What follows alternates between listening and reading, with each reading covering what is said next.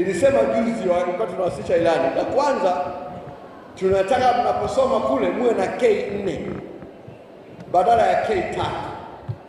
Kwa sasa mna K3. Ya kwanza kula, ya pili kulala, ya tatu kusoma.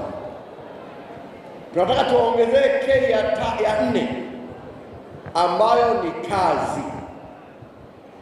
kwamba mnapokuwepo kwenye vyuo vyetu vya taasisi za elimu ya juu na taasisi za elimu ya kati, muyafanye hayo, lakini pia muweze kupata uzoefu wa kazi mkiwa ndani ya vyuo. Hapo vipi?